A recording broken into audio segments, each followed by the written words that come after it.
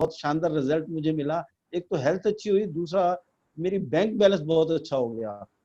कारण क्या था कि शुरू में मेरे को 45 रुपए आए, फिर जब मैंने टीम से इसकी चर्चा करनी चालू कर दी, लोगों को बताना चालू किया, 650, फिर 5,000, 3,000, 5,000, 7,000, 11,000, ऐसे करते करते बढ़ते बढ़ते मेरा टीम साइज बढ़ने लगा। मैंने सिस्टम को समझा, सिस्टम में ताकत थी, अपने अंदर कोई ताकत नहीं है। इस उम्र में बाहर 1.5 लाख कमाना आसान नहीं है।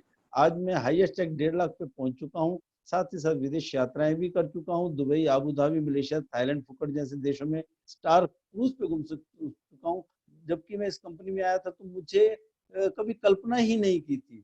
और ज्यादातर लोग जब इस कंपनी में आते तो शुरू में बहुत छोटा सोचते हैं, मैं भी यही सोचता था, चलिए छोटा मोटा साइड में थोड़ा काम कर लेते हैं, अगर 10-15 हजार भी आने लगे जाए तो फैमिली को थोड़ा हेल्प हो जाएगी। तो बड़ी सोच के साथ मैं नहीं आया, सुनता जरूर था इसमें लाखों की इनकम आती है, पर बड़ी सोच के साथ मैं नहीं आया था, क्योंकि कई कंपनियों करके मेरा बैड एक्सपीरियंस था, मुझे लग रहा था कि नहीं हो नहीं सकता।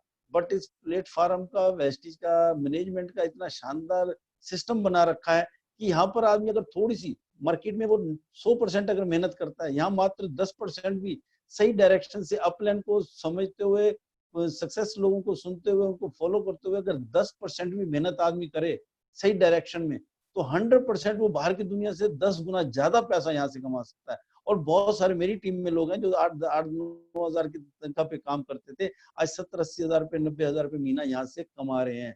तो ये पावर है इस वेस्टेज की।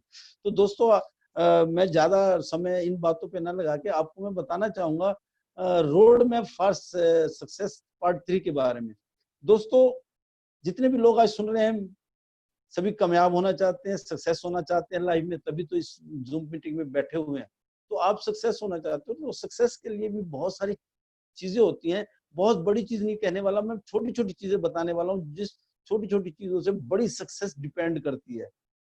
तो दोस्तों, सबसे पहले जानते हैं रोड मैप के बारे में। रोड मैप 2 तरह का होता है। रोड मैप मतलब दिमाग के अंदर आपका जो चल रहा है। एक होता है बाहर की दुनिया में हम पढ़ने जाते हैं, पढ़ाई करते हैं या कुछ सीखने जाते हैं, लेकिन दिमाग में कुछ अलग चल रहा होता है, मैं उसको रोड मैप मानता हूँ। तो रोड 2 तरह के होते हैं। एक होता है जो आपके हालात के हिसाब से आपके दिमाग में जो चल रहा होता है, कि जो आपका फैमिली माहौल होता है या आप गरीबी में पैदा हुए तो आप उसी तरीके से सोचते हैं, वो ऑटोमेटिक आप उस माहौल में ढलते चले जाते हैं, और आपकी जो सक्सेस होती है या आप जो जिंदगी में बनते हो वो उस माहौल की वजह से बनते हो। दूसरा रोड मैप एक होता है दिमाग के अंदर, जब आदमी खुद तैयार करता है, वो ठान लेता है अगर मैं गरीब पैदा हुआ हूं तो मैं गरीब मरूंगा नहीं। अगर मैं किसी ऐसे घर में पैदा हुआ हूँ जहाँ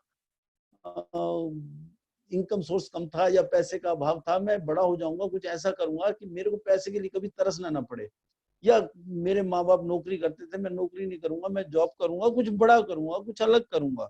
ऐसी सोच वो तैयार करते हैं, तो जो उनके दिमाग में उनके रोड मैप बना होता है और जो पैरामीटर सेट हो जाते हैं, जैसे फैमिली के लोग कहते हैं नहीं ये करो, नौकरी कर लो, सरकारी नौकरी पकड़ लो, लेकिन कुछ व्यक्ति ठान लेते हैं नहीं मुझे ये नहीं करना, कुछ हटके करना है लाइफ में, मुझे कुछ अलग करना है, कुछ अपना नाम कमाना है। वो लोग जो झेलते हैं, उनके आगे समस्याएं आती हैं, लेकिन वो ठान लेते हैं कि मुझे कुछ अलग करना है, तो वो कामयाब भी होते हैं। इसके लिए मैं एग्जांपल देना चाहूंगा। सबसे पहले MS धोनी जी का, जो क्रिकेट खिलाड़ी हैं, आप सब उसके उनके बारे में जानते हैं, उनकी मूवी आपने देखी हुई है। उनके फादर उसको सरकारी नौकरी में जॉब दिलवाना चाहते थे, उन्होंने कोशिश भी की, रेलवे में उनकी नौकरी भी लगवा दी, लेकिन धोनी के अंदर जो रोड मैप था वो एक अलग था, उनकी सोच एक अलग थी, कुछ अलग करना चाहते थे, तो उनका जॉब के अंदर दिल नहीं लगा। उनके फादर नौकरी करते थे, जॉब करते थे, वो भी चाहते थे बेटे की कि सरकारी नौकरी लग जाएगी, ये भी सेट हो जाएगा, लेकिन उन्होंने पैरामीटर को तोड़ा, विरोध झेला, फादर को नाराज किया उस टाइम के लिए, कुछ टाइम के लिए। बाद में उसके फादर भी बहुत खुश हुए कि हाँ मेरे बेटे ने कुछ किया, उनको गर्व हुआ अपने बेटे में, तो उन्होंने उस पैरामीटर को तोड़ा। ऐसे बहुत सारे लोग होते हैं। अगर आज धोनी उस पैरामीटर को ना तोड़ता तो आज कहीं रेलवे में नौकरी कर रहा होता, और उसको कोई जानता भी नहीं इस दुनिया में कि वो आया भी है या नहीं। आज धोनी अपनी एक पहचान बना चुका है। ऐसे बहुत सारी फिल्मी हस्तियां, ऐसे बहुत सारे बड़े बड़े बिजनेसमैन हैं। अगर मैं बात करूं मुकेश अंबानी के फादर की, धीरू भाई अंबानी को सभी जानते हैं, लेकिन धीरू भाई अंबानी के फादर को कोई नहीं जानता। मुकेश अंबानी के फादर को सब जानते हैं कि वो धीरू भाई अंबानी थे, लेकिन धीरू भाई अंबानी के फादर को कोई नहीं जानता। क्यों? क्योंकि धीरू भाई अंबानी ने अपना वो पैरामीटर तोड़ा, अपने बाप मम्मी पापा का, जो भी उनको जिस माहौल में रहते थे, लेकिन उन्होंने उस पैरामीटर को तोड़ के अपने लिए एक अपना रोड बनाया, एक सक्सेस रोड मैप तैयार किया अपने लिए, और जिंदगी में कामयाब हुए। और वही उन्होंने अपने बच्चों को सिखाया, मुकेश अंबानी और अनिल अंबानी को। ऐसे बहुत सारी फिल्मी दुनिया में भी हस्तियां हैं। नवाजुद्दीन जी का मैं हमेशा जिक्र करता हूँ, 9 साल तक स्ट्रगल करते रहे, अलीगढ़ से निकले, जहां तक मुझे पता है वो 9 साल तक उन्होंने स्ट्रगल किया और अब बाद में वो फिल्मों में कामयाब हुए। 9 साल में अच्छे अच्छे लोग टूट जाते हैं, टिक नहीं पाते, लेकिन उन्होंने ठान लिया कि मुझे कामयाब होना है। आज पूरी दुनिया उनकी कामयाबी को देख लेती है, लेकिन उस कामयाबी के पीछे भी उनके उस 9 साल का स्ट्रगल है। ऐसे हजारों एग्जाम्पल आपको मार्केट में मिलेंगे। बहुत सारी चीजें होती है, मैं उस पर बात नहीं जाऊंगा, आप सब समझदार हैं।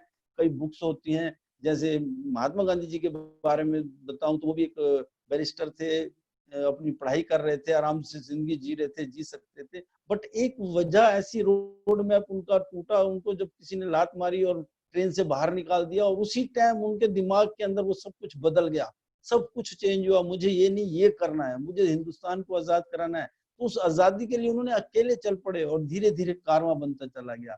तो उनके दिमाग में एक रोड मैप बना कि मुझे अंग्रेजों को इस यहाँ से निकालना है। इस तरीके से हमारी जिंदगी में भी होते हैं। तो मैंने बताया 2 तरह के रोड मैप होते हैं। एक, आप हालात के साथ ढल जाते हो, आप भूल जाते हो इस दुनिया में आए और चले गए, कोई याद करने वाला नहीं है। और अगर आप कुछ खास करते हो तो आपको दुनिया याद करेगी। इसके लिए आपको एक बहुत शानदार वेस्टीज हमें मौका देती है अपने आप को प्रूव करने का। हम भी कुछ कर सकते हैं, अपने बच्चों के लिए कुछ कर सकते हैं, बच्चों के लिए एक पैसिव इनकम छोड़ सकते हैं। तो इस तरीके करके हम एक अच्छे खासे बिजनेसमैन की तरह तैयार हो सकते हैं। अपने सपने तो पूरे करेंगे करेंगे, साथ में अपने बच्चों के सपने भी पूरे करेंगे। तो वेस्टीज हमें एक ऐसा प्लेटफॉर्म देती है, लेकिन इस वेस्टीज के अंदर सक्सेस के लिए हमें चाहिए होती है बहुत छोटी छोटी बातें हैं, उस पर आपने ध्यान रखना है। चलिए उन छोटी छोटी बातों के ऊपर चलूंगा और बहुत सिंपल तरीके से समझाने की कोशिश करता हूँ, क्योंकि मेरा मानना है कि सिंपली इज द बेस्ट। बहुत टफ करके या टेक्निकल चीजें मैं कभी समझाने की कोशिश नहीं करता। आम आदमी को भी जो बातें समझ आ जाए, मेरी कोशिश होती है कि आम आदमी का बिजनेस है तो आम आदमी को भी ये बातें समझ आ जाए। क्योंकि जो बहुत पढ़े लिखे हैं वो तो बहुत जल्दी समझ आते हैं, लेकिन आम आदमी को भी ये समझ आना चाहिए कि हाँ, ये काम मैं भी कर सकता हूँ। तो सबसे पहले आप स्लाइड के ऊपर देख रहे होंगे दोस्त, व्यवहार अच्छा तो व्यापार अच्छा। ये एक पुराना फार्मूला है। मैंने जिंदगी में 16-17 साल व्यापार ही किया है, अपना बिजनेस किया है। तो मैंने एक ही चीज सीखी थी और उन लोगों के साथ रहा था जो लोग कामयाब हुए हैं। सॉरी। तो इसमें एक व्यवहार अच्छा तो व्यापार अच्छा, ये एक सिद्धांत है व्यापार का। अगर आप मार्केट में कोई टेक्निक, मैं वेस्टेज की ही बात नहीं कर रहा, अब अगर आप ट्रेडिशनल मार्केट में भी कोई बिजनेस करते हैं किसी तरह का, अगर आपका व्यवहार अच्छा है तो आपका व्यापार भी अच्छा होगा। आप देखेंगे बड़े बड़े लोगों को, इनका व्यवहार अच्छा होता है, व्यापार ही अच्छा होता है। तो व्यवहार अच्छा तो व्यापार अच्छा। वेस्टेज के अंदर क्या करना है, आपको अपने व्यवहार को सुधारना है, बातचीत लोगों से अच्छे ढंग से करनी है, बातचीत का तरीका बदलना है, पोलाइट रहना है। व्यवहार की बात करूं तो व्यवहार में बहुत सारी चीजें आ जाती हैं, लेन देन भी आ जाता है। अगर आप किसी से लेन देन करते हो तो जो टाइम दिया उस टाइम पे उस पेमेंट को, आप पैसे को वापस कर दो, पैसे हो सकते हैं। या आपने कभी कोई टिकट ली हो, उस टाइम जेब में पैसे कम हो सकता है किसी सेमिनार के टिकट के लिए आपने कहा हो ठीक है आज मेरी टिकट के पैसे मेरे पास नहीं है, या मैं पर्स घर भूल आया हूँ, टिकट ले लो, मैं नेक्स्ट टाइम दे दूंगा। तो इसमें अगर आप टाइम पे देते हो तो ये आपके व्यवहार को झलकाता है। आपने किसी से पढ़ने के लिए बुक ले ली, वैसे तो बुक पढ़ने के लिए नहीं लेनी चाहिए, बुक पर्सनल ही खरीदनी चाहिए, जो मेरा मानना है। बुक अगर आपने किसी से ले ली तो आप उस बुक को टाइम पे लीजिए और टाइम को दीजिए, साथ ही साथ उस बुक को एक अच्छी कंडीशन में दीजिए। अगर आपने किसी से बुक ली है, अगर आपको उसको खराब करके देते हैं, कोई पेज फटा हुआ उस पर शाई लगी वापस करते हैं, तो व्यवहार जल करता है कि आपने किसी की चीज की कदर नहीं की। अगर आपने उससे बुक ली है और आप उसको जब वापस करने जाते हो उस पर आपने अखबार का कोई पेपर वेपर चढ़ा के उसको फर्स्ट क्लास और अच्छे से करके वापस किया है, तो दोस्तों वो आपका व्यवहार झलकता है। सामने वाला आपके व्यवहार से बड़ा प्रभावित होगा कि यार मैंने इसको बुक दी थी, इसने कैसे उसको कवर करके मेरी चीज को संभाल के रखा था। अगली बार वो आपको कोई चीज देने से हिचकिचाएगा नहीं और बेझिझक आपको वो चीज दे देगा। इसी तरीके से पेमेंट का लेन देन, लेन देन में भी मैं अक्सर कहता हूँ पैसे का लेन देन लोगों के व्यवहार को, अच्छे अच्छे रिश्तों को बिगाड़ देता है। ये सिर्फ वेस्टेज में ही लागू नहीं होता, ये फॉर्मूला बाहर भी लागू होता है। आप अगर परिवार में बैठे हैं किसी से लेन देन करते हैं तो आपको अगर समय पे पैसा देते हैं तो बहुत अच्छा लगता है। मेरा एक फ्रेंड था, उससे मैंने बहुत कुछ सीखा, वो भी एक व्यापारी आदमी था। उसकी एक हैबिट मुझे बहुत अच्छी लगी, वो हैबिट मैंने अपने अंदर भी डाली। वो किसी से लेन देन करता था तो उसका एक तरीका था, मान लो उसने किसी को 504 रुपए देने हैं तो वो पहले 4 रुपए देता फिर 500 रुपए देता, ये 4 रुपए, ये लो 500 रुपए। वो ऐसा नहीं करता था कि 504 देने, 500 दूंगा तो 4 रुपए छोड़ देगा। कुछ लोगों की हैबिट होती है कि 502 का बिल बना है, चलो जी 2 रुपए। मैंने उससे ये चीज सीखी। मैं काउंटर में जब भी सामान लेता हूँ, 502 का बिल बना है, 501 का बिल बना है, मैं 2 रुपए पहले देता हूँ, फिर 500 रुपए पकड़ाता हूँ। इसलिए ये छोटी छोटी बातें आपके व्यवहार को सुधारती हैं, आपके व्यवहार को झलकता है, आपके क्या संस्कार मिले हुए हैं। तो ये चीजें आप कर सकते हैं, लेन देन से बच सकते हैं। लेन देन में बहुत सारे बड़े बड़े मैंने बिजनेस देखे हैं जो ठप हो जाते हैं, बहुत से रिलेशन भी खराब हो जाते हैं। तो आपको पैसे का लेन देन अगर रखा है तो भी आप टाइम पे कीजिए, अगर किसी से बुक लिया है तो कीजिए। कई बार हम प्रोडक्ट का भी लेन देन करते हैं। मैं कई बार प्रोडक्ट दे जाता हूँ, मेरी टीम में ही बहुत सारे साथी हैं, मैंने प्रोडक्ट दे दिया, कई बार मैं भूल जाता हूँ। कुछ दिन बाद वो कहते हैं सर आपसे मैंने ये चीज ली थी, मुझे बहुत अच्छा लगता है, मैं तो यार भूल गया था, इसने मुझे याद दिला दिया। अब मेरी नजर में उसकी जो इज्जत है और बढ़ गई कि मैं तो भूल ही चुका था, इसने मुझे दी है। तो इस तरीके से ये सारी चीजें हमारी छोटी छोटी बातें हैं। बहुत बड़े बड़े नेटवर्क खड़े करते हैं लोग, लेकिन छोटी छोटी बातों की वजह से एक दूसरे से नाराजगी हो जाती है और धीरे धीरे पूरा नेटवर्क ही बैठ जाता है। बड़े लोग, जो अमीर लोग होते हैं, जो कामयाब लोग होते हैं, वो छोटी छोटी बातों से अपने व्यवहार को खराब नहीं करते और रिलेशन बनाए रखते हैं। तो ये आपको ध्यान रखना है। अगर वेस्टीज आप करें, अपने व्यवहार को बहुत अच्छा रखना है। अगर इसको मैं सिंपल बातों में करूं, अगर आपने बहुत बड़ी जंप करनी है तो आपको व्यवहार अच्छा करना पड़ेगा। और इसके लिए मैं 3 लाइनें बोलूंगा, उसको थोड़ा सा याद रखना। बहुत सारे लोग जानते होंगे, अक्सर मार्केटिंग लाइन में ये सिखाया जाता है, चाहे आप इंश्योरेंस की फील्ड में जाए या किसी भी इंश्योरेंस मार्केट में जाए, मार्केटिंग लाइन में जाए, तो आपको ये सिखाया जाएगा। उसको वो 3 लाइनें हैं, सिंपल सी आपको याद रखनी है। सबसे पहले, सिर पे बर्फ, मुंह में शक्कर और पैर में चक्कर। अगर आपने लाइफ में कामयाब होना है तो ये 3 चीजें बहुत जरूरी हैं। समझ रहे होंगे कुछ लोग। सिर पे बर्फ, सिर पे बर्फ का मतलब दिमाग को ठंडा रखना है। मुंह में शक्कर, आपकी जबान से मिठास, प्यार झलकना चाहिए, मिठास झलकना चाहिए। तो मुंह में शक्कर यानी कि मिठास झलकनी चाहिए। और पैर में चक्कर, पैर में चक्कर का मतलब आपको कहीं काम, कभी कहीं जाना पड़ता है तो आपको जाना पड़ेगा।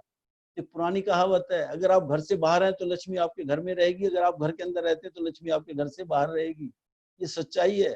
जो लोग सुबह शाम का नाश्ता, लंच सब घर पे कर रहे हैं, हर चीज उनको घर पे मिल रही है, तो वो लक्ष्मी ज्यादा नहीं कमा पाते। जिन लोगों ने कामयाबी की है, जिन लोगों ने कामयाब हुए हैं, उनके पैर में चक्कर होता है। चाहे वो आप क्रिकेट खिलाड़ी देख लो, फिल्मी दुनिया के लोग ले लो, कभी मूवी कहीं बनाने जाते हैं, कहीं शूटिंग करने जाते हैं, क्रिकेट कहीं खेलने जाते हैं। कोई बड़ा व्यापारी है, आज वो बॉम्बे गया हुआ है, उसके अपने काम के सिलसिले में कभी लखनऊ गया हुआ है, कभी पंजाब में गया हुआ है। ये जितने भी लोग हैं, इनके अंदर ये 3 गुण होते हैं। अगर आप ये 3 गुण अपने अंदर पैदा कर लेंगे, सिर पे बर्फ, मुंह में शक्कर और पैर में चक्कर, अगर ये 3 क्वालिटी अगर आपके अंदर आ गई, दोस्तों आप बहुत बड़ी छलांग लगाने वाले हैं किसी भी बिजनेस में। दोस्तों मैं वेस्टीज की बात नहीं कर रहा, ये बाहर भी हो सकता है, लेकिन अगर वेस्टीज में करेंगे तो आपको और ज्यादा अपार सफलता मिलेगी, क्योंकि वेस्टीज में न बॉस है न लॉस है, कोई ऐसा आपके ऊपर बर्डन नहीं है। बहुत सारे यहाँ आपको किसी को शाम के टाइम, रात होने पे आपको कोई हिसाब किताब नहीं देना, कोई रिपोर्ट नहीं करनी आज सारा दिन मेरा क्या हुआ या मैंने क्या किया है। यहाँ आप अपने काम के मालिक हैं। बस एक व्यवहार को अच्छा कर देंगे तो आप पता नहीं कितना आगे निकल जाएंगे। ये नहीं तो इस व्यवहार की वजह से बड़े बड़े नेटवर्क बर्बाद होते मैंने देखे हैं दोस्तों। लोग समझ नहीं पाते कि ऐसा क्या हुआ कि हमारा नेटवर्क बैठ गया, और उसके पीछे पीछे सबसे बड़ा एक कारण होता है व्यवहार। तो अपने व्यवहार अच्छा तो व्यापार अच्छा। मैं उम्मीद करता हूँ आप इस चीज को ज्यादा से नोट करेंगे और इस पे अमल करेंगे। चलिए अब दूसरा पॉइंट आता है, छोटी छोटी बातों का बुरा ना माने। लोग बहुत छोटी छोटी बातों का बुरा मानते हैं। दोस्तों अभी मैंने कहा था व्यवहार, मैं उसमें बताना भूल गया। एक किताब आती है, बुक आती है, जिसको कहते हैं लोक व्यवहार। उसको जरूर लीजिए। उसमें लोक व्यवहार शब्द से ही छुपा हुआ है, उसमें आपको बहुत कुछ सीखने को मिलेगा अपने व्यवहार को बदलने के लिए। इसी तरीके से दूसरी एक बुक है जिसके ऊपर ये मैं स्लाइड पे आपको दिखा रहा हूँ, छोटी छोटी बातों का बुरा न माने। इसके लिए बुक पढ़ सकते हैं, बड़ी सोच का बड़ा जादू। आपकी सोच बड़ी कर देगा। छोटी छोटी बातों से भी मैंने देखा है। छोटी छोटी बातें कैसे हो सकती हैं, मान लो अपलाइन ने, हो सकता है आपको फोन पे आपका फोन काट दिया कई बार, या फोन पे ज्यादा अटेंड नहीं किया, या हो सकता है आपने कॉल की होगी वो फोन उठाया नहीं होगा। लोग बुरा मान जाते हैं, अपलाइन तो फोन ही नहीं उठाती, भूल गई हो सकता है, आप दोबारा भी कर सकते हैं, कोई इसमें कोई दिक्कत नहीं है। तो ये छोटी छोटी बातें होती हैं। सेमिनार हो रहा होता है, हो सकता है जो अपलाइन आपको बाहर मिली होगी, गले भी मिली होगी, आपको बहुत अच्छे से मिली होगी, जब सेमिनार या बड़ा प्रोग्राम होता है तो आप सोचते हो ये मुझे आज भी वैसे ही मिलेगा, लेकिन वहां पर 300-400-500 लोगों की भीड़ होती है, जिम्मेवारी होती है, सेमिनार की प्लानिंग चल रही होती है दिमाग में, सेमिनार को कैसे कामयाब करना है, तो दिमाग में बहुत कुछ चल रहा हो सकता है उस वक्त वो आपको उस तरीके से ना मिले अपलाइन, जो एक 4 दिन पहले आपको अकेले मिला था तो बहुत प्यार से मिला हो सकता है, क्योंकि जब आदमी जिम्मेवारी निभा रहा है तो फोकस दिमाग में होता है उस इवेंट को कामयाब करने का, तो उस टाइम इतना वो नहीं होता, हल्का सा हेलो किया और चलते बने। तो कई बार लोग बुरा मान जाते हैं, यार मेरे को तो अपलाइन ने सही ढंग से मुंह भी नहीं दिया। तो ये ऐसी बहुत सारी छोटी-छोटी बातें होती हैं जिससे लोग नाराज़ बहुत जल्दी होते हैं। ये तो अपलाइन की बात हुई, डाउनलाइन की भी हो सकता है, अपलाइन डाउनलाइन से भी कई बार नाराज़ हो जाती है कि भई ये तो ऐसा है, लेकिन बहुत कम चांस होता है कि अपलाइन डाउनलाइन से नाराज़ हो। जैसे मैं एग्ज़ाम्पल अपने फादर मदर दूँ, मदर फादर अपने बच्चों से ज़्यादा देर नाराज़ नहीं रह सकते, बच्चे भले ही ज़्यादा नाराज़ रहें, वो एक चलता है, लेकिन माँ-बाप ज़्यादा देर तक नाराज़ नहीं रह सकते। इसके अलावा छोटी-छोटी बातें और क्या हो सकती हैं, आप सामान लेने गए, हो सकता है आपको डीएलसीपी वाले ने ढंग से अटेंड ना किया हो, तब आपको बुरा लगा हो, यार ये कैसा बिज़नेस है, मैं तो वहाँ सामान लेने गया तो उसने मेरे को आधा घंटा कर दिया, मेरे बाद आया था वो उसको पहले सामान दे दिया। दोस्तों कई लोग इस छोटी-छोटी बातों को लेके बिज़नेस छोड़ देते हैं, नुकसान किसका होता है? उस डीएलसीपी वाले का या जिसने छोड़ दिया? दोस्तों नुकसान आप ही का होता है। जहाँ आप जॉब करते हैं, क्या वहाँ छोटी-छोटी बातों के लिए आप नौकरी छोड़ देते हैं? वहाँ नहीं छोड़ते, लेकिन वेस्टीज के अंदर छोटी-छोटी बातों को लोग बुरा मान जाते हैं। जहाँ जॉब करते हो, मैंने बहुत सारे ऐसी कॉर्पोरेट में देखा है कि लोग जो जॉब करते हैं, बॉस उनको कुछ काम देता है, अगर वो नहीं हो पाता, तो बहुत बुरी तरह से टीम के सामने वो गुस्सा भी कर देते हैं, टीम के सामने उनको बेइज्जत भी कर देते हैं। उसके बावजूद भी सुबह टिफ़िन लेके वहाँ नौकरी पे पहुँच जाते हैं। क्यों? क्योंकि वहाँ सैलरी मिलती है। और यहाँ छोटी-छोटी बात पे अगर किसी किसी डीएलसीपी में वाले ने कोई प्रोडक्ट बदलने से इनकार कर दिया, और कई बार डीएलसीपी के व्यवहार से भी लोग नाराज़ हो जाते हैं। बहुत सारे फ़ोन आते हैं, सर वहाँ डीएलसीपी तो है लेकिन डीएलसीपी वाला सही नहीं है। दोस्तों कभी उसके एंगल से भी सोच के देखिए। वो सारा दिन, पूरा महीना उनका कोई वीकली ऑफ नहीं होता। सुबह 10 साढ़े 10 बजे आते हैं, उनकी गाड़ी से माल आता है, माल उतारते हैं, माल को चेक करते हैं, कहीं भी माल में शॉर्टेज हो जाती है, टूटा-फूटा निकल सकता है, खराब निकल सकता है, या जो माल मँगवाया वो आया नहीं है, तो वो भी अपनी एक टेंशन में रहते हैं। ऊपर से हर रोज़ नई-नई स्कीम आती है हमारी, और उनके ऊपर एक बर्डन होता है, वो हमारे पीवी-बीवी के लिए रात को 11-11 बजे तक काम करते हैं। मैं बहुत सारे डीएलसीपी को जानता हूँ, रात में घर के 8 बजे बंद करने के बाद जब वो घर जाते हैं, रात को 12-12 बजे तक बिलिंग कर रहे होते हैं, हमारे ही टीम के लिए काम कर रहे होते हैं। नहीं तो वो तो स्विच ऑफ कर सकते हैं जी, मैंने 8 बजे बंद कर दिया, मोबाइल बंद करके सो भी सकते हैं। बट नहीं, आप उनका थैंक यू कीजिए, धन्यवाद दीजिए, वो बहुत मेहनत करते हैं। मैंने ऐसे कई बार देखा, जब मैंने शुरुआत की थी तो जो हमारा डीएलसीपी एक ही था, क्लोजिंग के टाइम थे, मैं उनके घर गया, सामान-वामान लिया, चला गया। 2 दिन 3 दिन बाद पता लगा उस डीएलसीपी वाले के फादर की डेथ हुई थी। और वो 2 दिन गाँव में थे, वो राजस्थान के उनके रहने वाले थे फादर, लेकिन उन्होंने किसी को एहसास नहीं होने दिया, और उन्होंने पूरा 31 तारीख की, पहली तारीख की क्लोजिंग निपटाई, उसके बाद वो कहाँ गए, वाइफ को पहले ही भेज दिया था। तो इस तरीके से करके ये हमारे लिए बहुत सारी कुर्बानियाँ करते हैं, तो इन चीज़ों पे ध्यान रखिए। छोटी-छोटी बातों को बुरा ना मान के, आप जो लाखों रुपए कमाने वाले हैं अपनी फैमिली के लिए, परिवार के लिए, वो उससे आप वंचित हो जाएँगे अगर आप छोटी-छोटी बातें बुरा मानेंगे। दोस्तों अब 15, 20, 25,000 की नौकरी के लिए, 50,000 की नौकरी के लिए बॉस की दुनिया भर की बातें सुनते हैं लोग। नौकरी इसलिए नहीं छोड़ते, उससे परिवार चलता है। लेकिन दोस्तों वेस्टीज में आपका परिवार ही नहीं चलेगा, आपके परिवार को कामयाबी भी मिलेगी। तो छोटी-छोटी बातों को कभी बुरा मत मानें, और मैं तो कहूँगा रात गई सो बात गई। अगर कल कुछ ऐसा हुआ तो उसको भूल जाओ, नए सिरे से सुबह मिलिए। मैंने जैसे कहा, सिर पे बर्फ, मुँह में शक्कर, मीठे प्यार, और अगले दिन बात कर सकते हो। सर कल मैंने आपको गुड मॉर्निंग बोला था, आपने ढंग से जवाब नहीं दिया, शायद आप ज़्यादा बिज़ी थे। उसको प्यार से एहसास दिलाइए। वो कहेगा हाँ सॉरी सॉरी, कल आप आए थे, मैं आपको अटेंड नहीं कर पाया। तो इस तरीके से गिले शिकवे मन से हटा के आगे बढ़ने की कोशिश कीजिए। इसके लिए मैं बार बार कहूंगा, बड़ी सोच का बड़ा जादू, इस किताब को पढ़िए। और साथ ही एक एग्जाम्पल आपको और देना चाहूंगा, छोटी छोटी बातें मन में मत रखिए। कहते हैं ना, गन्ने को आप सभी जानते होंगे, गन्ने के बीच में जगह जगह गांठ होती है, और जहाँ गांठ होती है वहां पर रस नहीं होता, ये ध्यान रखना। जहाँ गांठ होती है वहां रस नहीं होता। ऐसे ही दिलों के अंदर, अगर अपने रिलेशन के अंदर जहाँ गांठ होगी, वहां पर आपस में तालमेल नहीं बैठेगा। तो दोस्तों, हमने बहुत बड़ा जंप करना है, बहुत बड़े बड़े लेवल अचीव करने हैं, बहुत बड़े, हम एक अच्छी टीम बनानी है, कल को बड़े बड़े कई देशों में जाके मिल के घूमना फिरना है। तो ये सारी चीजें होंगी, लेकिन आप छोटी छोटी बातों को बुरा मानने की आदत अगर आपके अंदर है तो इसको छोड़ दीजिए। कोई भी बड़ा बिजनेसमैन वो छोटी छोटी बातों को बुरा नहीं मानता। अगर इसका मैं एक और एग्जांपल देना चाहूँ, आप लोगों में से बहुत सारे लोग पॉलिटिक्स से की बातों में इंटरेस्ट लेते होंगे। आप देखते होंगे बहुत सारे नेता एक दूसरे को गाली गलौज भी कर देते हैं। जब इलेक्शन का टाइम आता है उसमें एक दूसरे को पता नहीं क्या क्या कहते हैं, और फिर जब जीत जाते हैं एक सरकार बनाने के लिए आपस में मिल भी जाते हैं, भुला देते हैं पहले क्या हुआ या 2 महीने पहले क्या किया, फिर वो एक पार्टी बनाते हैं और पार्टी का हिस्सा बन जाते हैं और फिर 5 साल सरकार चलाते हैं। ऐसी बहुत सारी चीजें होती हैं। तो रिलेशन बिल्ड रखना है तो छोटी छोटी बातों का बुरा नहीं मानना, चाहे वो वेस्टिज हो चाहे वो आपका परिवार हो। चलिए नेक्स्ट स्लाइड पे मैं आपको और दिखाता हूँ। तीसरे नंबर पे एक और चीज लिखी हुई जो हमारे नेटवर्क मार्केटिंग का एक हिस्सा है, सपोर्ट और हेल्प। सपोर्ट और हेल्प जो आपको मिलती है, चाहे वो अपलाइन से मिलती है, चाहे आप डीएलसीपी से मिलती है, चाहे कंपनी से मिलती है, दोस्तों वो आपके लिए गिफ्ट है, ड्यूटी नहीं है। इस चीज को समझने की कोशिश करना। सपोर्ट और हेल्प, अब अपलाइन आपको सपोर्ट करती है तो आपको वो गिफ्ट है, वो ड्यूटी नहीं है। कई बार अपलाइन से लोग सेमिनार की टिकट की डिमांड कर देते हैं, या सर मेरा इतना बिजनेस कम रह गया, आप थोड़ी सी हेल्प कर दो। अगर आपकी अपलाइन आपके साथ ऐसा करती है तो वो आपके लिए गिफ्ट है, उसके लिए आपको धन्यवाद करना चाहिए, उनकी तारीफ करनी चाहिए कि मुझे इतनी हेल्प मिलती है अपलाइन से। अगर आपकी अपलाइन आपके साथ बैठ के प्लान दिखाती है, प्लान देने जाती है, एज ए गिफ्ट आपको दे रही है, आपको ट्रेंड कर रही है, वो सिखा रही है, 5 7 10 प्लान आपके साथ जाएगी, बैग खुद उठाएगी, अपलाइन डेमो भी करेगी, फ्लेक्स भी करेगी। आप अभी नए नए हैं, आपका खर्चा भी नहीं होने देती। ये सिर्फ नेटवर्क मार्केटिंग में ही होता है, बाहर की दुनिया में नहीं होने वाला।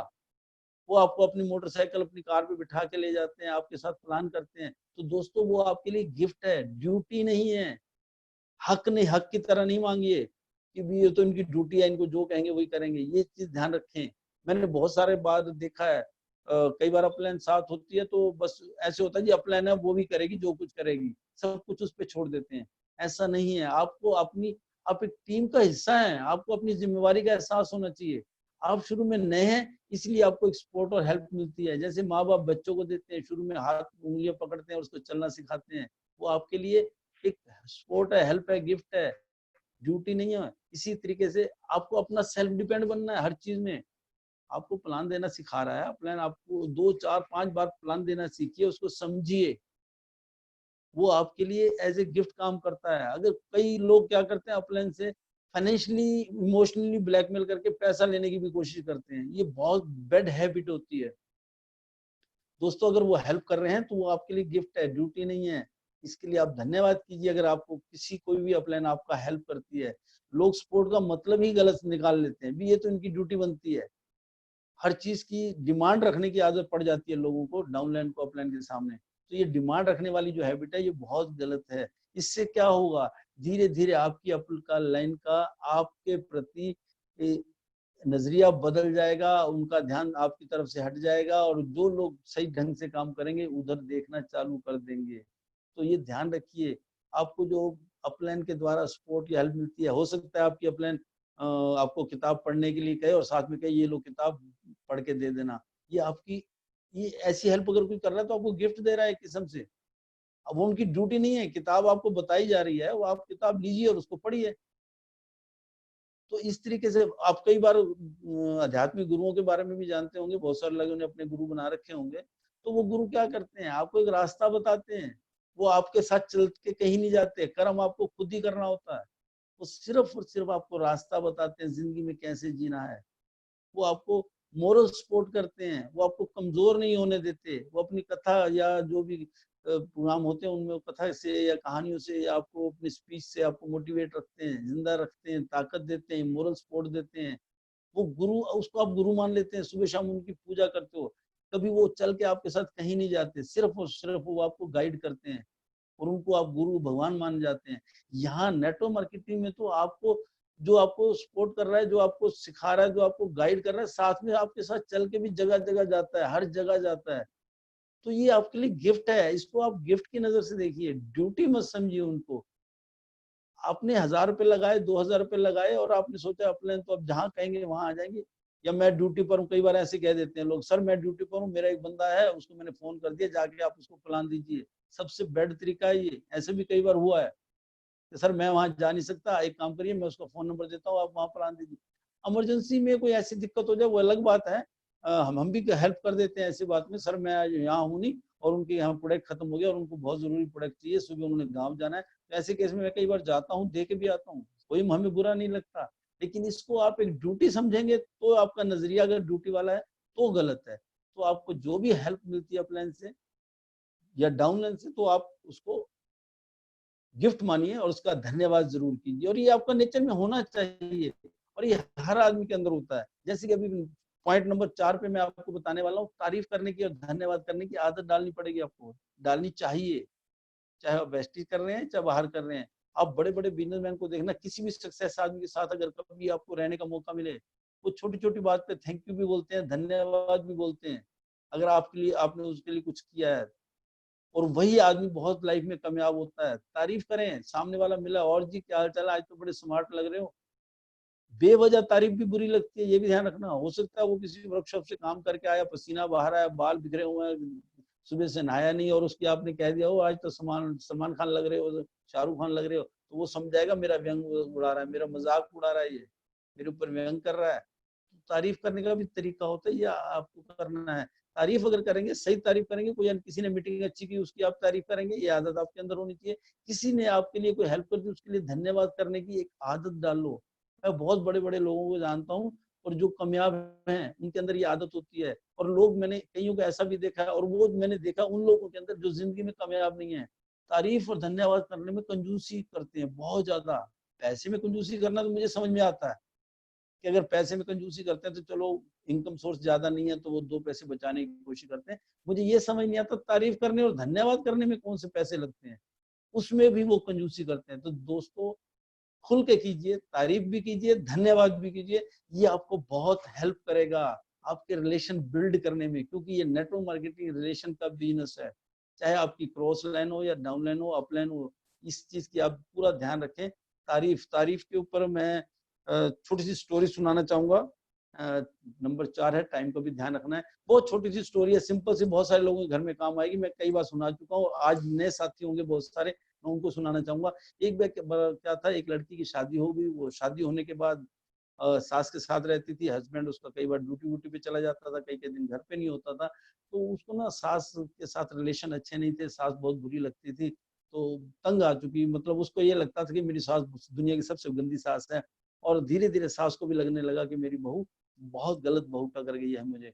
अब वो लड़की ने क्या किया, अपने पापा के पास गई, उसके पापा हकीम थे, और उसने अपने पापा को बोला, पापा पापा मैं तो सास से बहुत दुखी हूँ, यही हाल रहा तो मैं तो वापस आ जाऊंगी, मैं वहां नहीं जाऊंगी, मैं नहीं रह सकती वहां, ये वो बाप के सामने जब भी आती है ऐसी रोती, बाप फिर उसको समझा के भेज देता, नहीं बेटा घर तेरा वही है, तुझे वहीं रहना है। फिर वो 2-4 दिन बाद आती, फिर यही बात कहती, तो वो कहने लगी, पापा पापा एक काम करो, मेरे से तो बर्दाश्त से बाहर है, अब मैं वहां जाऊंगी यही, मुझे कोई रास्ता बताओ, या एक काम करो, मुझे कुछ ऐसा दे दो कि मैं उसको सास को दूं और वो मर जाए। तो वो एकदम, उसके पापा बड़े हैरान हुए कि मेरी बेटी के दिमाग में क्या चल रहा है। उन्होंने कहा, उन्होंने बड़े प्यार से उनको समझाया, कहते हैं ठीक है बेटा, अगर तू इतनी तंग है तो मैं तेरी हेल्प कर सकता हूँ, अगर एकदम जहर देंगे तो वो मरेगी और लोग शक करेंगे और तुम भी जेल जाओगी, मैं भी जेल जाऊंगा। तो एक काम करता हूँ, मैं तुम्हें थोड़ा सा जहर देता हूँ, जो आपको थोड़ा थोड़ा करके डेली आपको सांस को खिलाना है, ताकि धीरे धीरे धीरे धीरे आपकी सांस कमजोर हो जाएगी, वो एक दिन 5-6 महीने के अंदर अंदर खत्म हो जाएगी। तो उस लड़की को बहुत अच्छा लगा कि बात पापा मेरी हेल्प कर रहे हैं, लेकिन साथ में उन्होंने एक शर्त रख दी। शर्त ये रखी कि जितने दिन भी तुमने ये काम करना है, उनको खाने में चाय में जो भी देना है, लेकिन आपने एक काम करना है, आपने डेली सास के साथ अच्छा व्यवहार करना है, उसकी तारीफ करनी है, वो कपड़े अच्छे पहने तब तारीफ करनी है, तो वो खाना बनाए तो तारीफ करनी है कि सासू माँ आपने तो आज खाना बहुत अच्छा बनाया है। इस तरीके से तारीफ करनी है 6 महीने तक, ताकि किसी को शक भी ना हो कि तुमने ऐसा कुछ किया है। तो लड़की कहने लगी, ठीक है पापा, आपने बहुत अच्छा रास्ता बताया, मैं थोड़ा थोड़ा करके उसको ऐसे देती रहूंगी, और तारीफ वाली शर्त उसने मान ली। अब वो तारीफ, जब वो गई घर रोज उसकी खाना बनाती, उसकी सब्जी में या किसी चीज में वो डाल के एक चुटकी भर उसमें डाल देती, और साथ ही साथ उसने सास की ना तारीफ करनी चालू कर दी। सास हैरान हो गई कि आजकल मेरी बहू मेरी तारीफ बहुत करती है। अब जब वो तारीफ करती थी तो सास भी तारीफ करने लग गई इस बहू की। सास ने भी अपने व्यवहार में चेंजेस लाया। सास भी कई बार बहू को कहती, बेटा तू थक गई होगी, अब तू सो जा। अब जब तारीफ करने लगे एक दूसरे की, तो एक दूसरे के प्रति उनकी भावनाएं भी जागी। धीरे धीरे धीरे ऐसे 4 महीने गुजर गए। 4 महीने में सास और बहू के अंदर बहुत अच्छा रिलेशन बना इस तारीफ का। अब बहू जो थी वो तो झूठी तारीफ कर रही थी, लेकिन सास उस बात को समझ नहीं पाई। सास ने भी तारीफ करना शुरू की और इनके अंदर आपस में एक बॉन्डिंग अच्छी सी बन गई। जब 4 महीने गुजरे तो लड़की को खुद एहसास हुआ कि मेरी सास तो बहुत अच्छी है और बहुत अच्छा मेरे से व्यवहार कर रही है। अब वो अपने पापा के पास जाती है और कहती है, पापा पापा आप जो स्लो पॉइजन मुझे दे रहे थे, मैं तो वो लगातार दे रही थी, मेरी तो सास बहुत अच्छी है, मेरे साथ बहुत अच्छी बनती है, अब ये अगर इसको कुछ हो गया मैं तो रह नहीं पाऊंगी। हस्बैंड मेरे ड्यूटी बाहर रहते हैं, ज्यादा समय घर पे नहीं होते, तो मैं तो इसके बाद रह भी नहीं पाऊंगी। तो मुझे माँ की तरह प्यार करती है, ऐसे वैसे जैसे उसने कहा। तो उसने कहा कि 4 महीने हो गए आप ये पुड़िया दे रहे हो, अब ऐसा करो कुछ दे दो कि वो ठीक हो जाए, मरे नहीं। तो वो गिड़गिड़ाने लगी पापा के सामने और पापा हल्के से मुस्कुरा दिए। पापा ने कहा, बेटा मैंने जो तुम्हें दिया था वो स्लो पॉइजन नहीं था, वो तो मात्र ग्लूकोज था, मीठा सा वो उसमें तुम दे रही थी। जहर वहर मैंने नहीं दिया, मैं सिर्फ आपको तुम्हें एक ही चीज सिखा रहा था, तारीफ करेंगे तो आपके घर का माहौल अच्छा हो जाएगा, और वो हो चुका है। बहू भी, बेटी भी बड़ी खुश हुई, पापा ने आपने अच्छा किया। तो इस तरीके से करके तारीफ करने से आपके रिलेशन अच्छे बनते हैं। अगर हम एक दूसरे की नेगेटिव बातें करते हैं, एक दूसरे की बुराई करते हैं, तो हमारे रिलेशन खराब होते हैं। तारीफ से आप किसी को अपना बना सकते हो, और अगर किसी की बुराई करेंगे तो अपने को भी आप पराया कर सकते हैं। तो दोस्तों इस चीज का ध्यान रखें, ये एक बहुत अच्छा फार्मूला है। अगर घर के अंदर भी हो सकता है। अगर मैं एक एग्जांपल और देना चाहूंगा, अगर मान लो आप ड्यूटी से आए हैं, आपकी वाइफ ने चाय बनाई है और आपको चाय की बहुत जबरदस्त तलब थी कि चाय अच्छी सी तलब मिल जाए, थकावट हो रही है, थोड़ी चाय मिल जाएगी तो मजा आ जाएगा, थोड़ी सी एनर्जी मिलेगी बॉडी को, और चाय बन के आपके सामने आती है। अचानक आप चाय पीने लगते हैं, देखते हैं उसमें मीठा नहीं है।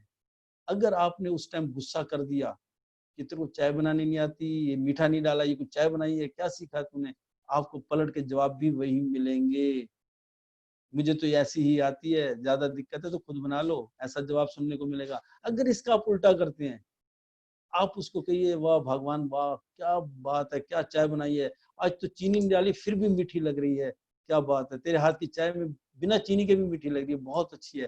तो सामने से क्या रिएक्शन, ओह चीनी भूल गई, अभी डाल देती हूँ, अभी डाल देती हूँ, सॉरी। तो आपने जैसे व्यवहार किया वैसे ही आपको सामने रिएक्शन मिलने वाला है। तो आप तारीफ से भी किसी को अपना बना सकते हैं। अगर इसकी जगह पे थोड़ा सा भी गुस्सा दिखा दिया तो आपके रिलेशन खराब हो जाएंगे, परिवार में भी, बिजनेस में भी, वेस्टिज में भी। तो तारीफ और धन्यवाद एक ऐसा बहुत, ये कुछ चमचागिरी नहीं है। कुछ लोग समझते हैं कि फला आदमी फला की चमचागिरी है, चमचागिरी नहीं है दोस्त। ये एक रिलेशन बिल्ड करने का, आपस में बॉन्डिंग बनाने का बहुत अच्छा सिद्धांत है, जिसमें कोई पैसे नहीं लगते। तो इसको आप फार्मूले को अपना सकते हैं अगर आपने बहुत बड़ा बिजनेस करना है। इसके साथ साथ नंबर 5 पे, ये बिजनेस डुप्लीकेशन का है, ध्यान रहे कि गलत डुप्लीकेशन ना हो जाए, ये ध्यान रखिए, ये बिजनेस बिल्कुल डुप्लीकेट का है। अगर आप जो भी काम कर रहे हो और आपकी टीम आपको देख रही है, आप कह कुछ रहे हो कर कुछ रहे हो, तो दोस्तों नहीं चलने वाला। जैसे परिवार के अंदर एक बाप अगर सिगरेट पीता और बच्चे को कहे सिगरेट ना पी, ये हो नहीं सकता, वो पिएगा क्योंकि उसके फादर पीते हैं, क्योंकि बच्चा क्या कर रहा है, जो देख रहा है वही तो कर रहा है। तो ये बिजनेस डुप्लीकेशन का है। इसमें जो आप करेंगे, आप अगर अपनी अपलाइन के धन्यवाद करेंगे, अपलाइन के रिक्वेस्ट करेंगे, आप सॉरी अपलाइन का रिगार्ड करेंगे, तो आपको भी इज्जत मिलेगी, आपको भी रिगार्ड मिलेगा। अगर आप अपनी अपलाइन को हल्के में ले रहे हैं, आपकी अपलाइन आपके सामने आई, आप बैठे हुए 4-5 लोग, अगर आपकी अपलाइन सामने आती है, आप खड़े होकर इज्जत देंगे, तो आपकी डाउनलाइन भी उसी टाइम खड़ी हो जाएगी और वो भी उतनी ही इज्जत देगी। और होगा क्या, आपकी अपलाइन को वो इज्जत तो देगी देगी, धीरे साथ साथ आपको भी इज्जत मिलनी चालू हो जाएगी। और पुराना सिद्धांत है, अगर इज्जत लेनी है तो आपको इज्जत देनी पड़ेगी। तो ये बिजनेस इस चीज के डुप्लीकेट का है। और भी बहुत सारी चीजें हैं डुप्लीकेट में। आप जैसा व्यवहार अपने साथ करते जाएंगे, टीम वही चीजें सारी आपकी सीखेगी। तो इस चीज का आपने ध्यान रखना है। नंबर 5 था। इसके साथ साथ मैं नंबर 6 आपको दिखाता हूं। चलिए अगली स्लाइड पे चलते हैं। चिंता नहीं चिंतन करें, आत्मचिंतन बहुत छोटा सा पॉइंट है, लेकिन आपको कामयाबी की बड़ी ऊंचाई तक ले जाएगा। चिंता नहीं चिंतन करें। लोग क्या करते हैं, जब बिजनेस क्लोज होगा, 31 तारीख को बिजनेस क्लोज होता है, लोग चिंता करने लगते हैं, जी मेरा तो इस बार साइड नहीं हुई, मेरा तो बिजनेस नहीं हुआ, मेरा लेवल अचीवमेंट नहीं हुआ। और लोग पता है कि किस तरीके का चिंतन करते हैं, वो चिंतन करते हैं, अरे यार मेरी अपलाइन ने ये काम किया होता ना तो मेरा ये हो जाता, कंपनी ने ये किया होता तो ये होता, इस महीने डबल पीवी आ जाते तो मजा आ जाता, मेरा स्टार हो जाता। बेकार का चिंतन करते हैं। कुछ लोग अजीब अजीब चिंतन करते हैं, कंपनी ने ये प्रोडक्ट, अगर मैं लेने गया था प्रोडक्ट नहीं मिला, अगर ये प्रोडक्ट मिल जाता तो मेरा लेवल हो जाता। इस तरीके की बातों पे फोकस करते हैं। चिंतन कौन सा करना है? चेक योर सेल्फ, अपने आप को चेक करिए। जब भी कोई बिजनेस आपका क्लोज होता है उसके बाद चेक कीजिए, अगर बिजनेस अच्छा गया है तो आप देखिए आपकी टीम में बहुत सारे नए साथी जुड़े हैं, उनको कैसे हैंडल करना है, आपका काम बढ़ गया। अगर बिजनेस आपका थोड़ा सा भी डाउन गया है तो आप चिंतन करना है। चेक योर सेल्फ, अपने आप को चेक करें कहाँ कमी रहेगी। पिछले महीने मैंने प्लानिंग में कमी रह गई, या मैंने प्लान कब दिए, या मैंने टीम को अपने ट्री का रिव्यू मैंने कम किया है, मैंने बिजनेस को ज्यादा चेक नहीं किया, या मैं अपनी टीम से ज्यादा मिल नहीं पाया। तो वो सारे कारण ढूंढिए।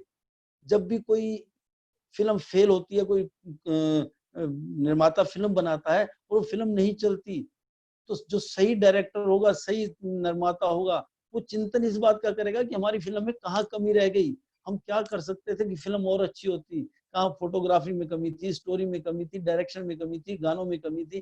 कुछ ना कुछ वो सोचते हैं ताकि अगली फिल्म बनाए तो वो गलती ना हो। उनका चिंतन इस तरीके से होता है।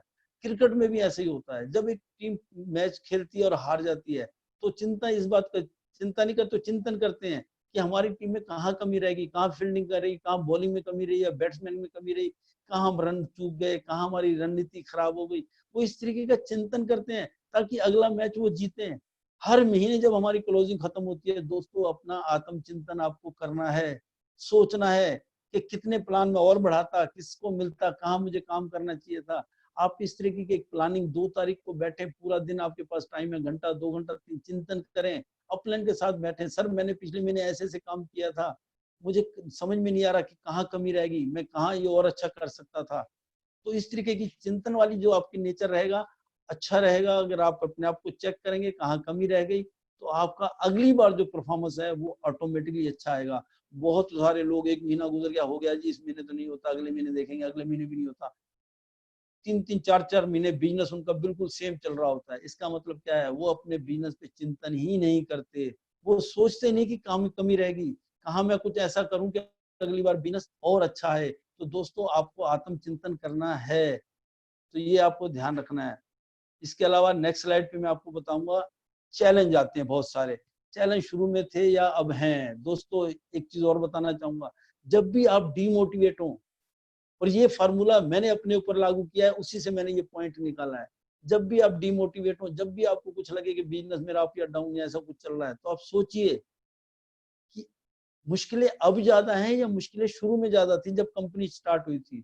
जब कंपनी स्टार्ट आई थी तो सबको पता है प्रोडक्ट 3 थे। इनकम, जब कंपनी स्टार्ट हुई किसी की कोई इनकम ही नहीं थी। कार, किसी ने कोई कारें नहीं खरीदी थी, कोई सक्सेस स्टोरी नहीं थी, इसलिए सक्सेस सेमिनार भी नहीं होते थे। सक्सेस स्टोरी होगी तो सेमिनार करेंगे ना। कोई फॉरेन टूर नहीं था, कंपनी में लोग ही तो स्टार्टिंग थी, नए लोग तो जुड़े थे कुछ लोग। शुरुआत 10-12 लोगों से हुई जब शुरू की कंपनी, 3 प्रोडक्ट से, तो कुछ भी दिखाने को नहीं था। जब वो लोग प्लान देते होंगे, क्या कहते होंगे, कंपनी 2 महीने पहले कंपनी शुरू हुई है, 3 प्रोडक्ट हैं, इनकम किसी की आई नहीं, कार किसी ने ली नहीं, इसमें कार आएगी, इसमें इनकम आएगी, इसमें विदेश यात्रा होगी, इसमें हाउस फंड आएगा, किसी को मिला ही नहीं है। सामने वाला कहेगा जी किसी को मिला है, नहीं अभी नहीं मिला, मिलेगा। पहले क्या कहते थे, मिलेगा, कारें आएंगी, सेमिनार होंगे, हुआ कुछ भी नहीं।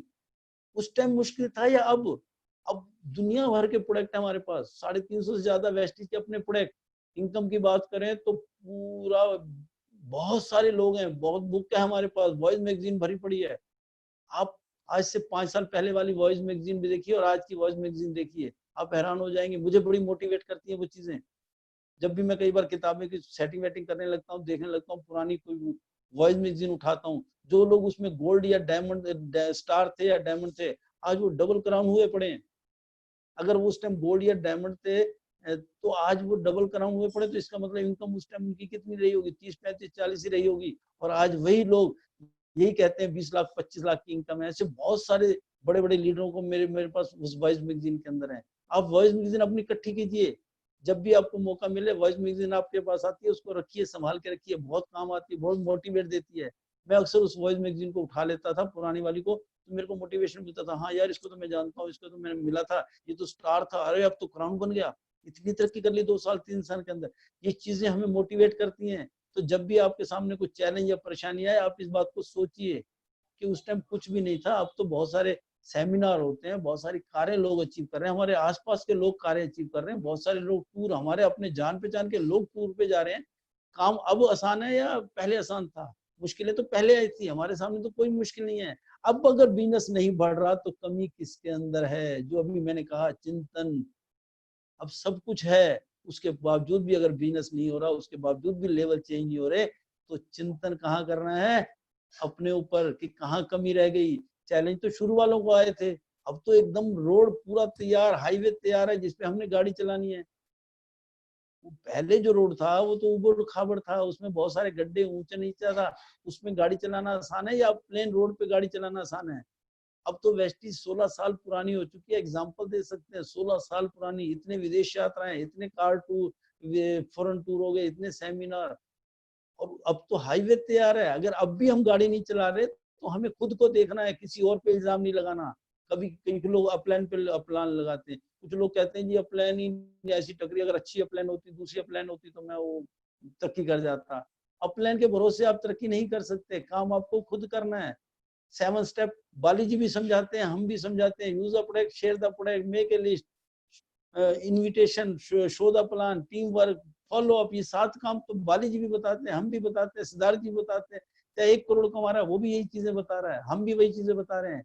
आप अपने आप को चेक किए, कमी कहाँ रह गई। लोग अपलाइन को कई बार सोचने लगते हैं, या कंपनी को सोच, कंपनी बदल दूंगा तो पैसा आ जाएगा। मैं इसमें एक शेर सुनाना चाहूंगा, उससे आप एक मैसेज समझ जाएंगे, क्योंकि कहानियों से या शेर सुन के लोगों को याद रहते हैं, वो भूलते नहीं है, बातें लोग भूल जाते हैं। कहते हैं, ताउम्र एक ही खता करते रहे, ताउम्र का मतलब सारी उम्र, ताउम्र एक ही खता करते रहे, धूल तो चेहरे पे जमी थी और आईना सफा करते रहे। लोग आईना को साफ करने में लगे हुए, चेहरे पे धूल जमी हुई है। आईना को रगड़ने से, आईना को, शीशे को साफ करने से आपके चेहरे की धूल नहीं हटेगी। अपने अंदर को देखिए कि आईने में अगर आपके चेहरा साफ नहीं दिख रहा तो धूल तुम्हारे ऊपर है, आईने के ऊपर नहीं है। तो अपने आप को चेक करने की आदत डालिए। चैलेंज आएंगे, लेकिन ये जरूर सोचें कि चैलेंज पहले ज्यादा थे या अब ज्यादा है। अब तो बहुत हो गए, अब तो घर का बहुत सारा राशन, गुड मॉर्निंग से गुड नाइट के प्रोडक्ट हमारे सामने, जगह जगह डीएलसीपी खुल चुके हैं। पहले 30-30 किलोमीटर पे डीएलसीपी नहीं होते थे, कंपनी से प्रोडक्ट मंगाए जाते थे। तो बहुत सारे चैलेंज पहले थे, अब नहीं है। तो दोस्तों, आपको तो एक तैयार रोड मिला हुआ है, इस रोड पे सिर्फ आपने थोड़ी सी चीजें, छोटी छोटी बातों का ध्यान रखे, हाईवे पे गाड़ी चलानी है, और उस गाड़ी चला के आप भी अपनी एक स्टोरी बना सकते हैं, ताकि आप को भी लोग एक बड़े लीडर की तरह समझे। चलिए पॉइंट नंबर 8 पे आते हैं। इसमें आप देख रहे होंगे, जो जो भी काम आप अपनी अपनी डाउनलाइन से चाहते हैं, वो सारे काम पहले आपको करने हैं। बहुत सारे लोग डाउनलाइन को तो बहुत हुक्म करते हैं कि 100 पीवी कर, अपने 100 पीवी है नहीं। डाउनलाइन से चाहते हैं कि वो ड्रेस कोड में आए, बहुत जल्दी ड्रेस कोड पहने, टाई पहने, कमीज पहने, व्हाइट कमीज पहने, ड्रेस में आ जाए, लेकिन अपनी अपनी नहीं होती। डाउनलाइन से सब कुछ चाहते हैं, वो चाहते हैं आपकी डाउनलाइन सीएनटी करे, स्टेज पे चढ़े, खुद चाहते नहीं। जब आप खुद स्टेज पे घबराओगे, स्टेज पे नहीं जाओगे, तो आपकी डाउनलाइन कैसे जाएगी? बहुत सारे लोगों को मैंने देखा है, वो खुद वो काम नहीं करते, लेकिन डाउनलाइन से बहुत कुछ। आप चाहते हैं कि आपकी डाउनलाइन किताबें, बुक्स पढ़े, लेकिन खुद नहीं पढ़ते। तो जो जो काम आप अपनी डाउनलाइन से चाहते हो, पहले खुद करो, वही डुप्लीकेट करेंगे। लोग वो नहीं करते जो आप कहते हो, लोग वो करते हैं जो आप खुद करके दिखाते हो। मैंने कहा अभी थोड़ी देर पहले, ये डुप्लीकेशन का बिजनेस है। आप अगर कोई बुक पढ़ते हैं तो उसकी चर्चा करोगे तो डाउनलाइन को पता लगेगा, हाँ इस बुक की चर्चा की जा रही है, तो वो भी उस बुक को पढ़ेंगे। मेरी बहुत सारी टीम में बहुत सारे लोग बुक पढ़ते हैं, क्योंकि हमने इसको प्रमोट भी अच्छे ढंग से किया, खुद भी पढ़ते हैं। मेरी टीम में बहुत सारे लोग हैं जो खुद पढ़ते हैं, मैं खुद बहुत सारी बुक पढ़ता हूँ जिसकी चर्चा करता हूँ। तो जो जो मैं खुद सीएनटी करता हूँ, तभी मैं टीम को कहता हूँ सीएनटी करो। मैं एमसी करना सीखा, तभी टीम को कहा एमसी करना सीखो। सेमिनार के लिए मैं किसी को कहता नहीं मैं सेमिनार करूंगा, तभी मेरी टीम के लोग भी सेमिनार करेंगे। तो ये डुप्लीकेशन का बिजनेस जो मैंने थोड़ी देर पहले बताया। तो जो जो काम भी आप अपनी डाउनलाइन से चाहते हो, वो सारे काम आप खुद करना चालू कर दो। धीरे धीरे देखोगे आपकी टीम में भी वही होने लगेगा। और यही चीज परिवार के अंदर भी होती है, जो जो काम आप अपने बच्चों से चाहते हैं वो काम खुद करेंगे तो धीरे धीरे बच्चे भी वही करने लगते हैं। तो ये डुप्लीकेशन का बिजनेस है, इसका आपको ध्यान रखना है। साथ ही साथ एक शानदार चीज और बतानी है मुझे, पी लगाना सीखें। जब आप शुरुआत करते हैं अपनी मर्जी से, आपको अपलाइन बता देती है ज्वाइनिंग कैसे लगानी है।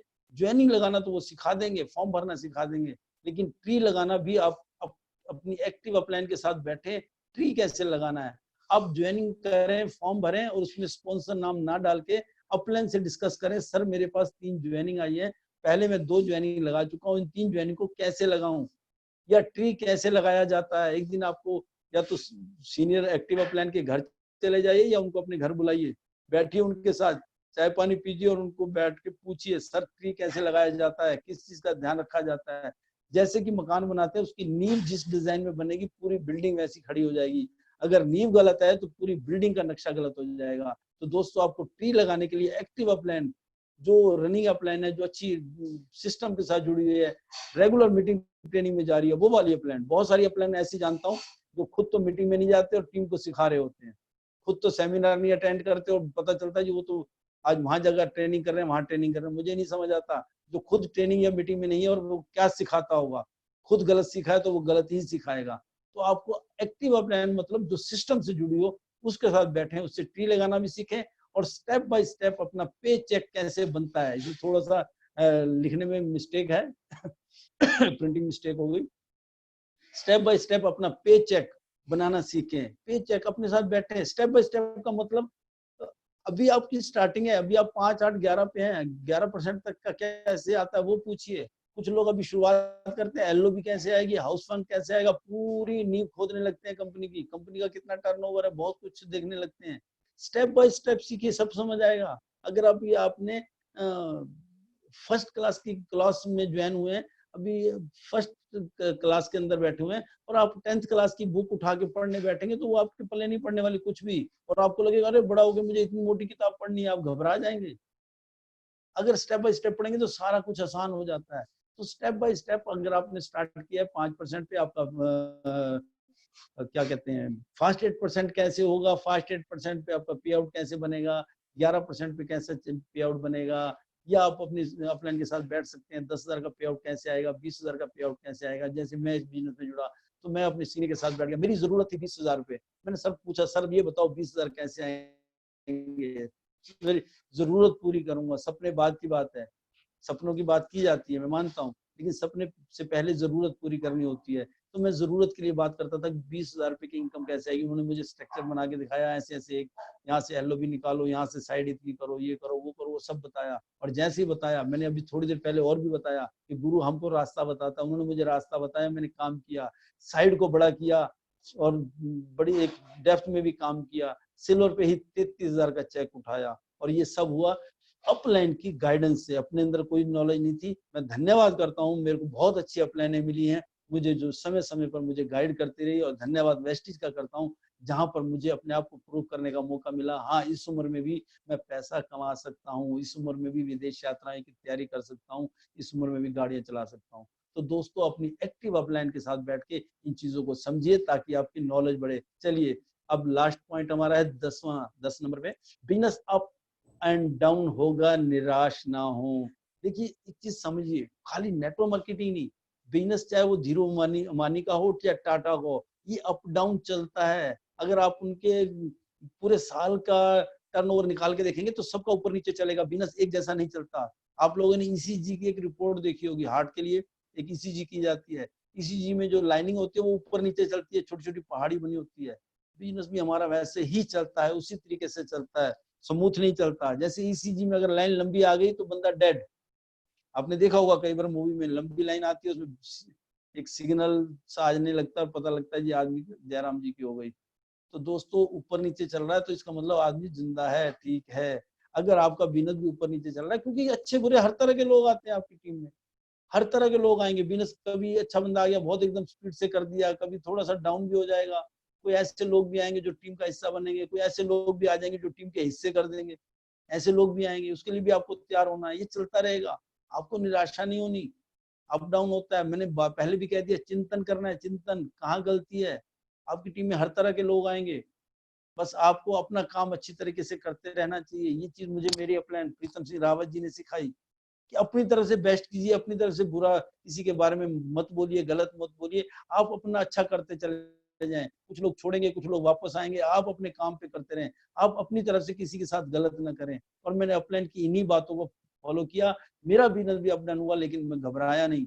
इसके साथ ही मैं एक स्टोरी के साथ आज की मीटिंग खत्म करूंगा। वो स्टोरी, एक बार एक बच्चा था, उसने अपने स्कूल के अंदर नाम लिखवाया दौड़ के अंदर। अब दौड़ में नाम लिखवाया और पापा को बोला, पापा पापा फला दिन मेरे दौड़ में मैंने नाम लिखवाया, वहां पर दौड़ होगी और मैं पापा इस बार ना जीत के दिखाऊंगा, मुझे ट्रॉफी मिलेगी। तो पापा कहने लगे, नहीं नहीं मैं तो ड्यूटी पे जाता हूँ, मेरे पास टाइम नहीं है, मम्मी को ले जाना।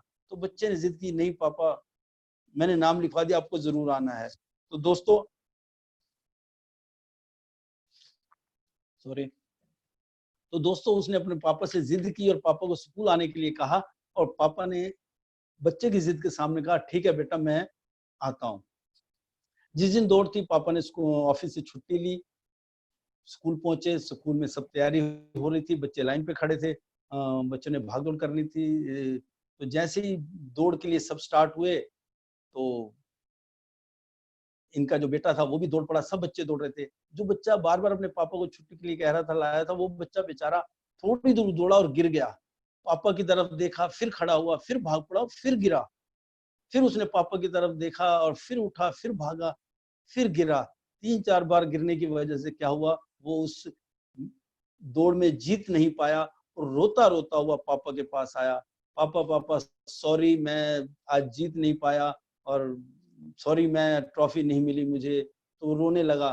तो पापा ने उसको गले लगाया और कहा, नहीं बेटा, तुम तो 4 बार मेरी नजर में विजेता बने हो, तुम 4 बार गिरे और चारों बार उठ के दौड़े, तो मेरी नजर में तुम 4 बार विजेता बने हो। जिसको आज ट्रॉफी मिली है, जो गिरा नहीं है और उसने ट्रॉफी जीती है, मुझे नहीं पता जब वो जिंदगी में गिरेगा दोबारा उठ भी पाएगा, नहीं उठ पाएगा। और जो आदमी गिर के उठना सीख जाता है वो जिंदगी में कामयाब होता है। तो पापा ने उसको गले लगाया। दोस्तों, इसी तरीके से इस बिजनेस में भी अगर आप गिर के उठना सीख गए, तो यकीन मानो आप बहुत लंबी रेस के घोड़े बनेंगे, बहुत आगे तक जाएंगे, बहुत बड़ी टीम के सुपर हीरो बन जाएंगे। बस गिर के उठना अगर आप सीख गए। दौड़ तो हर कोई लेता है, लेकिन जिसको गिर के उठना आ गया वही जिंदगी में कामयाब होता है। तो दोस्तों, आज की मीटिंग मैं यहीं तक समाप्त करूंगा। आई होप कि सब ने मेरी इन बातों को नोट किया होगा, ध्यान दिया होगा, और मेरी बेस्ट विशेष सबके साथ है कि जितने भी लोग बैठे हैं, आपके दिमाग के अंदर एक रोड मैप बन जाए कि 1 लाख से कम तो चैन से नहीं सोना जब तक 1 लाख रुपए अकाउंट में ना आने लग जाए। आप अपने दिमाग को बार बार ये कमांड देते रहिए, तो सृष्टि भी आपके साथ हो जाएगी। और एक दिन ये काम मैंने किया है, तभी आपको कह रहा हूँ। मेरे अंदर भी एक आग थी, 1 लाख 1 लाख 1 लाख, कब मेरा 1 लाख आएगा। दोस्तों, इस पे सोचा करता था, और जब क्राउन बना तो मेरा क्राउन पे जो पहला पे आउट आया था, क्राउन लेवल का 1,12,000 आया था। तो दोस्तों, अपने दिमाग में एक रोड मैप तैयार कीजिए, कामयाबी का, सक्सेस का, जो चीजें चाहते हैं वो सारी कमांड अपने दिमाग को दीजिए। नेगेटिव चीजों से दूर हो जाइए, फालतू बातों को अपने दिमाग में जगह ना आने दें, खतपतवार को दिमाग में जगह ना बनने दें। अच्छी किताबें पढ़ें, अच्छे लोगों को साथ रहें, और अच्छे लगातार सेमिनार मीटिंग करें, अपलाइन को फॉलो करें, और आप भी कामयाब होंगे। ये सारे काम हर उस व्यक्ति ने किए हैं जो आज वेस्टीज में लाखों रुपए की इनकम कर रहे हैं। जितने भी सक्सेसफुल लोग हैं, उन सब ने ये काम किए हैं। आपको भी यही काम करके आगे बढ़ना है। Thank you very much. और मैं आगे की कार्रवाई, आगे का माइक हैंड ओवर करना चाहता हूँ। मिस्टर अर्जुन गौड़ जी हैं हमारे यूपी सुल्तानपुर से। तो ओवर टू अर्जुन गौड़ जी। अर्जुन जी, मेरी बात सुन पा रहे हैं? Thank you sir, thank you so much. Thank you ji sir, आपकी आवाज आ रही है? हाँ जी, हाँ जी, हाँ जी।